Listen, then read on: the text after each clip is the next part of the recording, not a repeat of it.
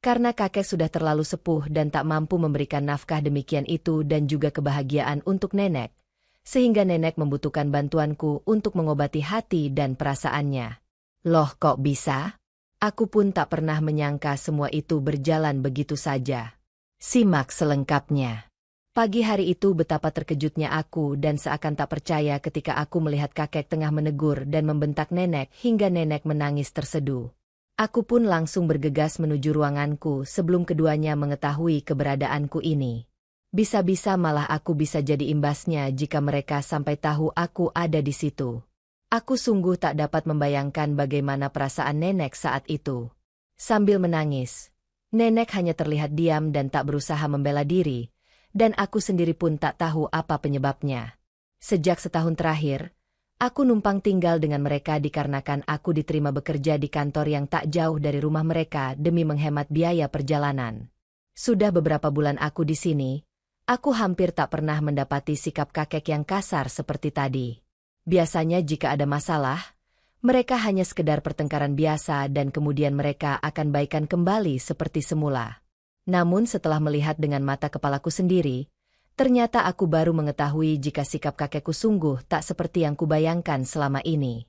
Aku benar-benar tak mengira padahal sehari-hari kakekku dikenal sebagai pribadi yang ramah dan penyabar.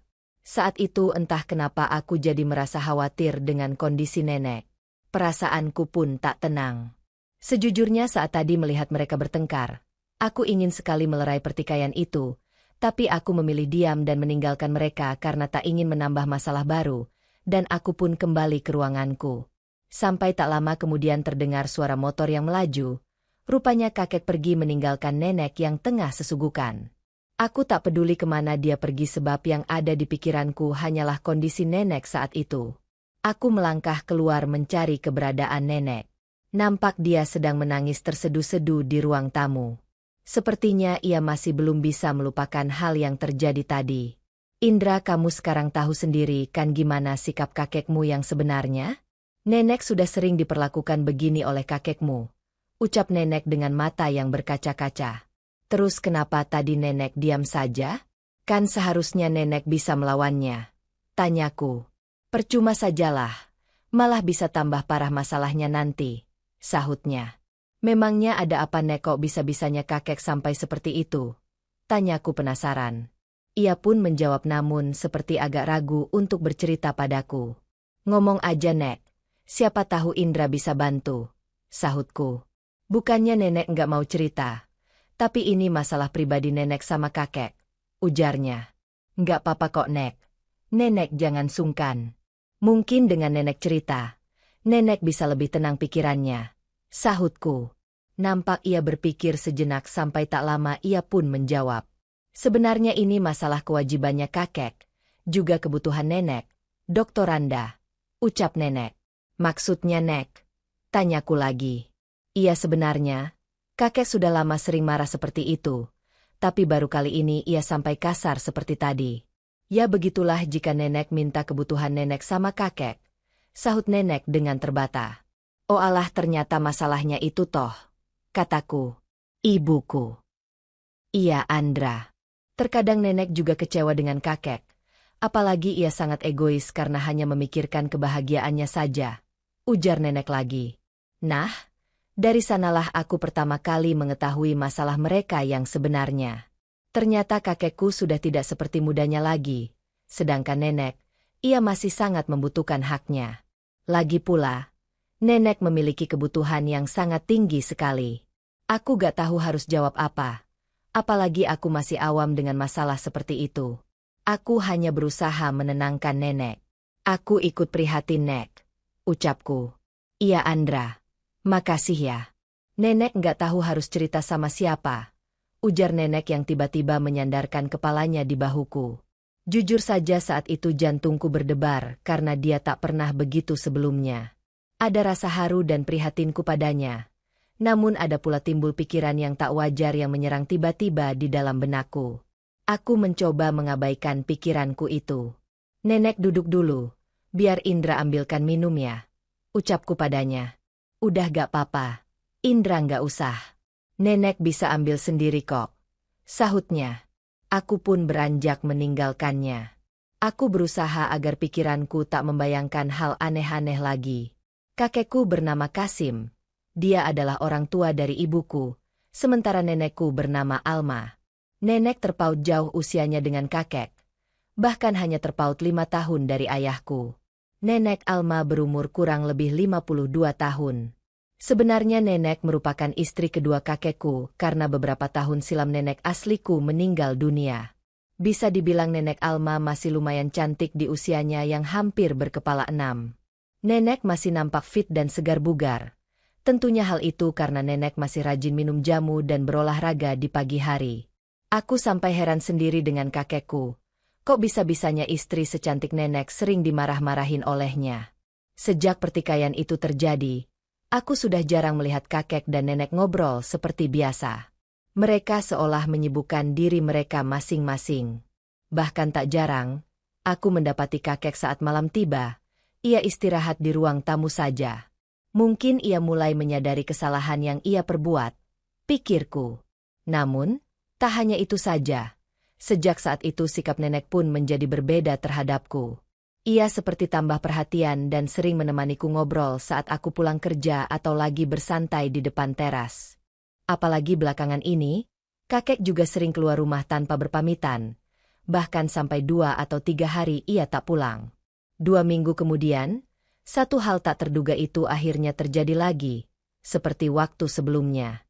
Pagi hari saat aku baru terjaga, suara ribut terdengar dari ruanganku. Bertengkar lagi, bahkan saat itu, kakek dengan tega menamparnya. Aku yang mengetahui hal itu segera melerai mereka. Kemudian beliau berlalu menuju motornya dan pergi entah kemana. Sementara nenek masih tampak menangis di kursi.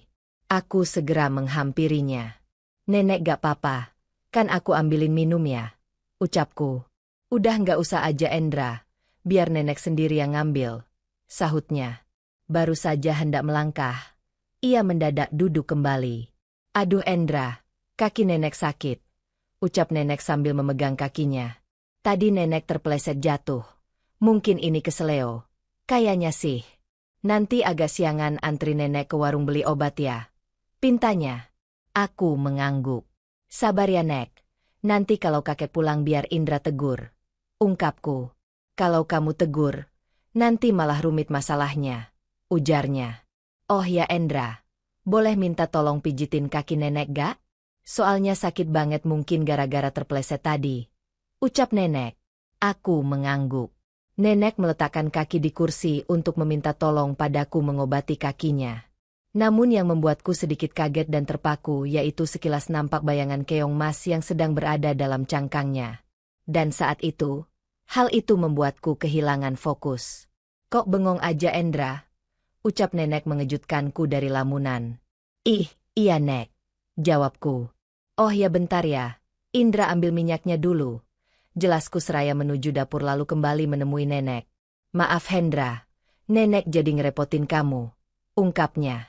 Aku tak menjawab karena pikiranku masih melamunkan apa yang tadi melintas itu. "Kok kamu bengong gitu sih Hendra? Jangan-jangan kamu nampak seekor keong sawah sama nenek ya?" kata nenek. "Maaf ya nenek gak menggunakan sarangnya karena gerah. Lagian nenek kan sudah tua, masa kamu masih kebayang sih?" jelasnya. Jelas nenek, yang membuatku terkejut. Namun, aku mencoba tersenyum meresponnya, walaupun jantungku berdebar kencang. Aku memang paling akrab dengan nenek, meski aku bukanlah cucu aslinya. Aku juga tak pernah membantah jika disuruh-suruh olehnya, seperti beli belanjaan di warung atau membersihkan rumah. "Nenek mau dibelikan obat apa sekarang? Biar Indra langsung berangkat ke apotek," tanyaku mencoba agar menghilangkan pikiranku. "Ya udah, biar nenek ikut juga ya," pintanya. "Jangan Nek, nenek kan masih belum pulih. Nanti kalau ada apa-apa di jalan gimana?" tanyaku yang khawatir. "Nenek sudah mendingan kok. Lagian nenek takut di rumah sendiri. Nanti kalau kakekmu pulang malah kayak tadi," jelasnya. Jika dipikir-pikir, memang benar juga kata nenek. Bisa saja kakek pulang dan bertindak seperti tadi. "Ya sudah Nek," ujarku. "Tapi tunggu dulu ya. Nenek mandi dulu," ucap nenek. Aku kemudian membantu nenek bangkit dan mengantarnya ke ruangan. Setelah itu, aku beranjak hendak menuju garasi untuk menyiapkan motorku. Baru beberapa langkah aku berjalan, terdengar suara orang terjatuh dan secara bersamaan nenek memanggilku. Dengan segera, aku berlari menemui nenek. Bahkan saking paniknya, aku langsung tanpa mengetuk pintunya. Nampak nenek terjatuh di situ. Namun yang membuatku terkejut dan tak bisa berkata-kata yaitu terpampang di depanku pemandangan alam indah yang nyata. Dengan perasaan campur aduk, aku membantu nenek berjalan menuju ruangannya. Sekali lagi, makasih ya Andra, ucapnya saat aku menolongnya bangkit. Sudah seharusnya Indra membantu nenek, sahutku. Aku berusaha bersikap biasa, meski sesekali pandanganku terus tertuju pada pemandangan alam semesta yang indah dan nyata. Nenek sudah tua loh Hendra, ujarnya yang tiba-tiba menyadari jika sedari tadi aku memperhatikan sesuatu. Enggak kok Nek, sahutku. Emangnya kamu butuh ya? Tanyanya dengan perasaan canggung.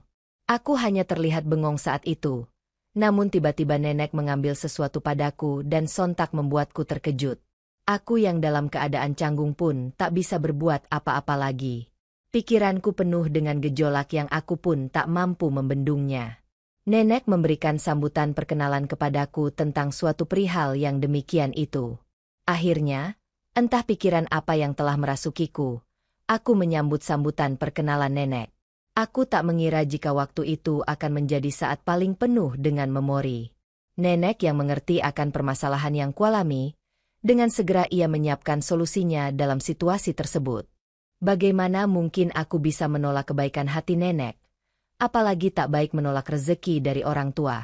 Akhirnya ku terima saja karena solusi tersebut dengan sukacita. Pada akhirnya, kami pun berangkat dengan kapal dan mengarungi lautan bersama. Nenek terlihat bernyanyi dengan nada yang membuatku bahagia. Setelah kami telah mengarungi lautan, ia berkata, "Anggap aja ini tanda terima kasih nenek padamu Indra. Kamu kan sering bantu nenek. Apa salahnya jika nenek membantu juga?" "Terima kasih banyak loh Nek," sahutku. Keesokan harinya, semua berjalan seperti biasa. Hanya saja nenek tampak lebih ceria dari hari biasanya. Bahkan saat kakek kembali menegurnya, nenek tampak lebih tegar menjalani kehidupannya. Sejak saat itu, aku sering membantu nenekku jika ia dalam masalah. Begitu pula sebaliknya. Aku tak tahu ini kapan berakhir. Namun aku hanya ingin membuat nenek tidak bersedih.